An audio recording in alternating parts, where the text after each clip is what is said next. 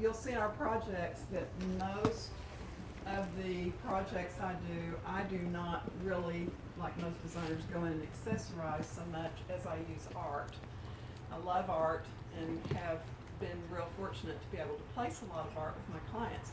So that is my major focus on accessorizing, but Jonathan Adler is the one exception. For years, whenever I'm finishing up a project, we will go in, place art, and then we fill in with these wonderful objects from Jonathan Adler because he's one of the one lines that I feel like is really very creative and very unique. And he's constantly, coming up with things that are cutting edge, creative, modern, which I love. So just a little plug for Jonathan Adler. It's free. but I can truly say that I have used a lot, and you'll see them on my website if you take a look. And I just found the dog over here a while ago.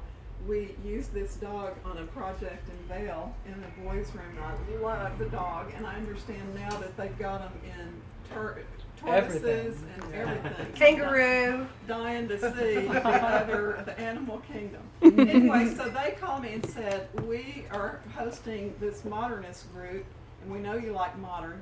Would you come and pull things from our showroom and just create a vignette using some of our things and tell us why you chose what you did? So this little real estate right here is what I did. And immediately I said, well, you know how important art is to me, so let's get all of, Rick's Ray. I keep forgetting his name. Let's get all of his stuff. This was scattered all over the showroom. I said, let's start there. So we started here and did the collage. And this guy has died, and so these pieces are gonna really, really appreciate. So if you like art like I do and you like this look, here's a real opportunity to get something that's gonna have some meaning down the road. But anyway, we started here. He had this white sofa already over here, so I said, okay, well, we have to do color, because the other thing I'm known for is color. Some of you, I think, may have come to my color seminar, but love to do color. And so when I looked around the showroom, we found a few pieces that were colored. Most were pretty neutral. And so I said, okay, we got to get the colored stuff up here. And then as I was walking out the door, I kept finding more things that he hadn't shown us. You're holding out on me. So we ended up with a bunch of color. But this is really kind of what I really love to do, is to use color. And you will see that on my website a lot, and I want to encourage you not to be afraid of color. But color, as I would also tell you if you went to my seminar, has to be used judiciously. You use a lot of neutral backgrounds to be able to use that color. So consequently, white sofa, white daybed, and by the way, I love this daybed. I think it is one of the coolest new pieces he's come out with. It's really a lot of look there. Again, neutral, and then you can throw all these colors on there and really get impact.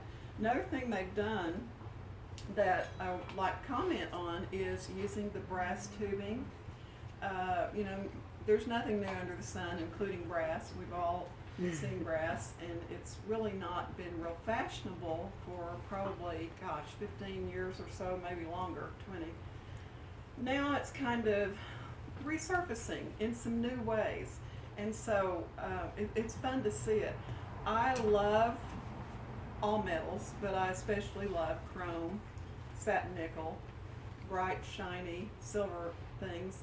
But I'm loving seeing the brass too. So this one really gave me a kick. And then look how he has juxtaposed the black lacquer on it with the brass, just to have, it's kind of a little classicism going on here. It's a modern classic piece, so you could go either way with this. So you modern people could use it, but then you got this little classic motif going on. Also, notice the brass detailing on the desk. Love this piece. This is the kind of thing that I love to do in the custom pieces I do, where you combine several different kind of unexpected elements. Doing an acrylic base, that's not unusual, but he has added the detail of the satin brass on the corners to give it kind of a campaign look. And then he's put a leather top on it with kind of campaign stitching. So you have a real contemporary look mixed with the new metal that's out there, mixed with a so this could be 50s modern, it could be someone who's very campy, likes that style. It's very eclectic. So this is what I love about Jonathan Adler, and this is what I do when I design custom pieces. I'm always looking at how I can use that element in an unexpected way and combine it with unexpected other elements. So this piece really does speak to me in that way. Also, the little bunch tables, when we were putting this together, I thought, well, we got to have something here in the middle, but it can't be very big. So we found these, and they were actually end tables. We pulled them over, and they make great little cocktail tables. And I will tell you that for a cocktail table, you want to be careful about height on them. Your sofa is always going to be in the range of front. Well, if it's Italian, it'll be 17 inches from the floor, which is way too low for people like me that are old. If it's comfortable for me, it's going to be 19 inches from the floor. So you really never want to have a cocktail table that is much higher than 19 to 20 inches. So these are really perfect to use the cocktail table, but they also can be end tables. They could be little nightstands. So I think this is really a great piece. And again, he's combined two unexpected elements. You see the acrylic base combined with the figured maple. Burled maple. Yes, thank you. Which is, and it's got a lacquer. A lot of times when you see burled maple, it won't have this really fun, slick finish.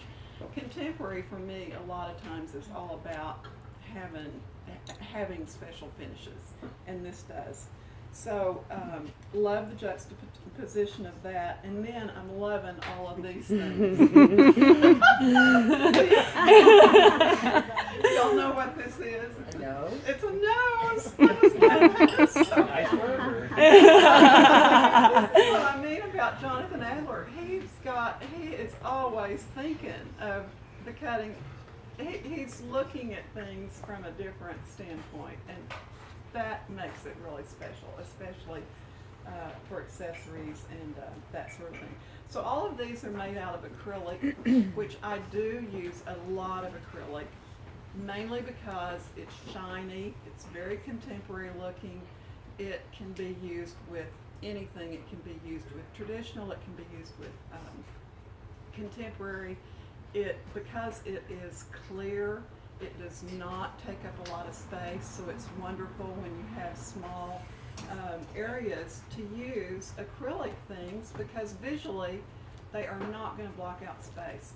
I'm going to tell you, I'm going to make an admission here, not much of a wood furniture person, unless it's mid-C, real streamlined scale. Because to me it's mostly very blocky and heavy. That's what I love about acrylic, is that you get that see-through effect that keeps the space open. So, I'm talking too much. I should ask you all what you would want to know. So anyway, in other words, I layered this up with a lot of color. I just went around and picked what he had that went with this, and it went together in about 15 minutes, so you can really do it here. It's really fun. I could do several others. And that's why you hired designers. Well, I guess. One thing I will say is just be careful about your scale, always, when you're putting together a space. This is a very small space, but we made it multi-purpose. I mean, you could have a conversation going here with 6 people easily. You could have 2 people having a game here. So, but it's because all of these pieces are really rather small scale, except for the sofa. So just be careful. I mean, you can't take a space like this and have big overstuffed chairs, great big cocktail table. It will not be pleasing to you, so always think scale. So, by the way, I also made them take the shades off. I had shades like that, and I said, no, we can't do that. Not for a bunch of Modernists. So I hope y'all appreciate appreciate. Yeah. It made me see the chandelier in a whole new light. Yeah, definitely. Exactly. We try. So that's, I guess, all I have to say. Unless you have any questions, I'll be glad to answer anything you have to say. I do have one question. Because on this particular project, you started with the art. Do you always start with art and your projects? It was just for this specific. No, this is really kind of an accessorizing project that we Okay. have right here. On my projects, we start with the space plan always. So we will be doing a drawing that has the shell, and then we, figure out what the shell's going to be, and then we lay out the furnishings.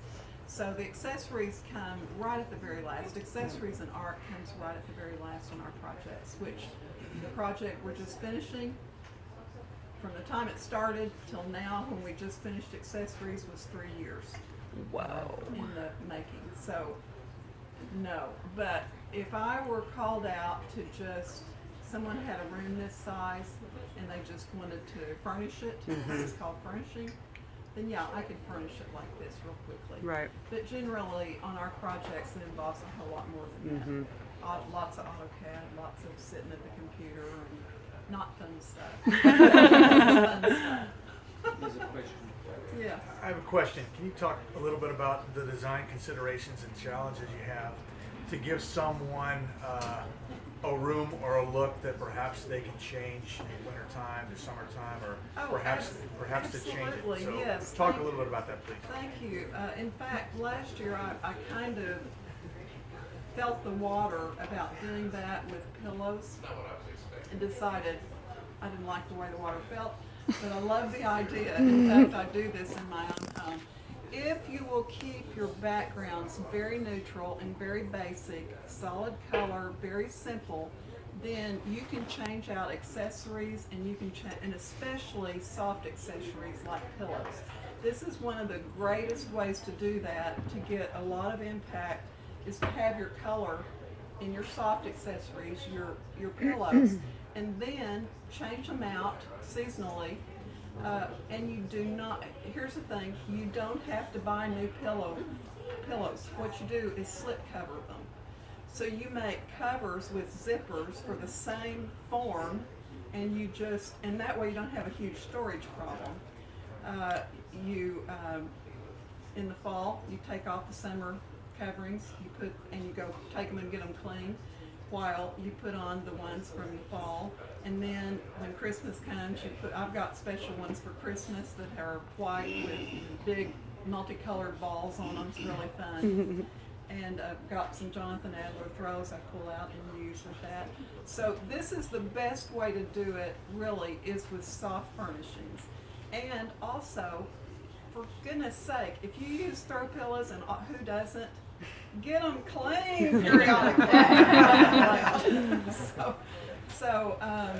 You can also even do it with rugs. It's a matter of how much storage space you have for changing things seasonally. But I am so for having a different look for the spring and summer, different look for the fall, different look for the holidays, and then go back to your spring. And again, because I know that can involve a lot of storage, we came up with the idea of selling slip covers for the different seasons. Don't call me, because we're not doing it.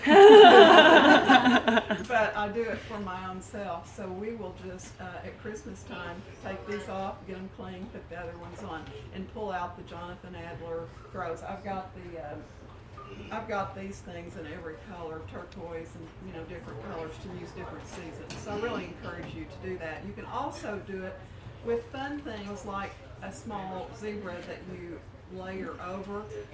I use a lot of cowhides. Cowhide is a wonderful, wonderful accessory that can be very seasonal.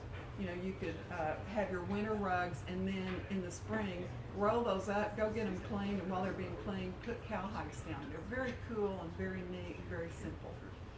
So, does that help you? Thank you. You have another thought about it. Always. Oh. Any other questions? Okay, so Marianne, thank you very much for joining us.